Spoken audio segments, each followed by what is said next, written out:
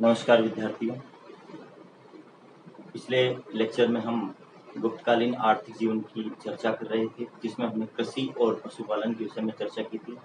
आज हम उद्योग एवं शिल्प की चर्चा आर्थिक जीवन में गुप्तकालीन में करेंगे।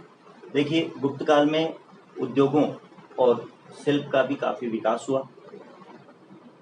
शिल्प के अंतर्गत धातु शिल्प, वस्त्र निर्माण, आभूषण की कला, आभूषण निर्माण का कार्य, काष्ठ कला अर्थात लकड़ी का शिल्प, इसके अलावा पाषाण शिल्प, पत्थर की कला का भी काफ़ी विकास हुआ और हाथी दांत का काम भी यहाँ पर काफ़ी विकसित था।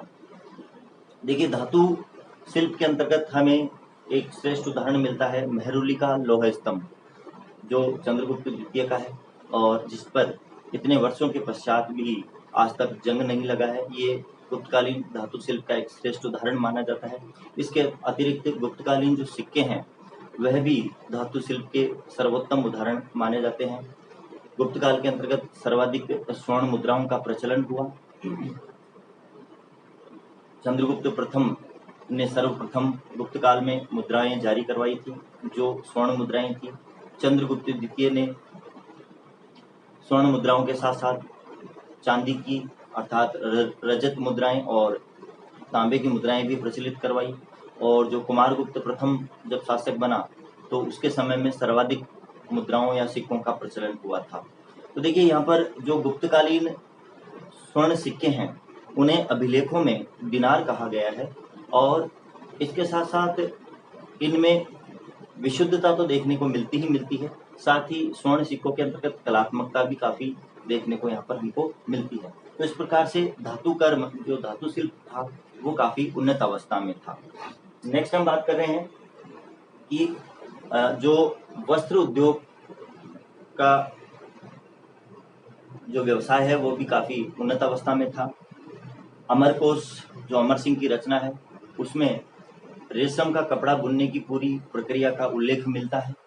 और इसके साथ साथ गुप्त काल में जो वस्त्र उद्योग विकसित हुआ तो भारतीय जो कपड़ा था उसकी विदेशों में भी काफ़ी मांग रहती थी, इसलिए गुप्त काल में वस्त्र उद्योग निर्माण भी काफ़ी उन्नत अवस्था में था।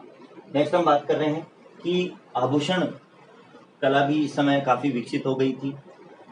आभूषणों के अंतर्गत स्वर्ण और रजत का प्रयोग तो किया ही जाता था, अर्थात सोने और चांदी का प्रयोग तो होता ही होता था, साथ में रत्नों का प्रयोग भी आभूषण बनाने में किया जाता था। विभिन्न प्रकार के रत्न यहाँ प्रयोग में लाए जाते थे आभूषण निर्माण के अंतर्गत। और व्रत संहिता जो वराहमी हीर की रचना है जिसकी चर्चा हमने पहले भी की थी, इसके अंतर्गत 22 प्रकार के रत्नों का उल्लेख यहाँ पर हमको मिलता है कि इस समय 22 प्रकार के रत्न प्रचलन में थे जो आभूषण बनाने में प्रयोग में लाए जाते थे। यहाँ ये छोटे छोटे प्रश्न बनते हैं हमारे लिए, इनको आपको ध्यान में रखना है। नेक्स्ट हम बात कर रहे हैं कि हाथी दांत की जो कला है उसका भी काफ़ी इस समय विकास हुआ था। हाथी दांत का काम भी काफ़ी विकसित अवस्था में था। उत्तर प्रदेश के इलाहाबाद के भीत नामक स्थान से हाथी दांत की बनी 2 मोहरें प्राप्त हुई है, जिससे ऐसा अनुमान लगाया जाता है कि इस समय हाथी दांत का कार्य भी काफ़ी विकसित अवस्था में था। तो यहाँ पर देखिए, उद्योग और शिल्प दोनों ही गुप्त काल के अंतर्गत काफ़ी विकसित अवस्था में थे।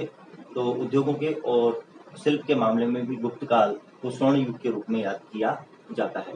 नेक्स्ट हम बात कर रहे हैं श्रेणी संगठन की। गुप्त काल में जो व्यापारी होते थे या जो उद्योगपति होते थे या जो शिल्पकार होते थे, इनकी सबकी अलग अलग श्रेणियां बनी हुई थी। इन श्रेणियों को श्रेणी, निगम या गण कहा जाता था। अलग अलग श्रेणियां थी और अलग अलग संगठन के हिसाब से इन्हें नाम दिया गया था। कहीं श्रेणी कहलाती थी, कहीं निगम कहलाती थी और कहीं गण कहलाती थी। तो इस प्रकार से अलग अलग संस्थाएं बनी हुई थी, श्रेणियां बनी हुई थी। एक प्रकार का व्यवसाय करने वाले लोगों की अलग श्रेणी होती थी, दूसरे प्रकार का व्यवसाय करने वाले लोगों की दूसरी श्रेणी होती थी। इस प्रकार से अलग अलग व्यवसायों के अकॉर्डिंग या व्यवसायों के अनुसार जो श्रेणियां बनी हुई थी।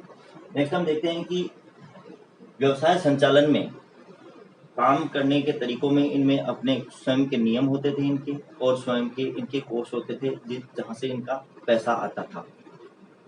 तो विभिन्न श्रेणियां अपने अलग नियम रखती थी और अपना अलग से एक कोष रखती थी, जिसके अंतर्गत वो अपना कार्य करती थी। कोष का से तात्पर्य यहाँ धन संपदा से है। इनका अलग से एक कोष होता था जो वहाँ से ये अपना ऋण वगैरह ले सकते थे या वहाँ से धन प्राप्त कर सकते थे। इसके अतिरिक्त ये श्रेणियां जो होती थी वो आधुनिक बैंकों के समान भी कार्य करती थी।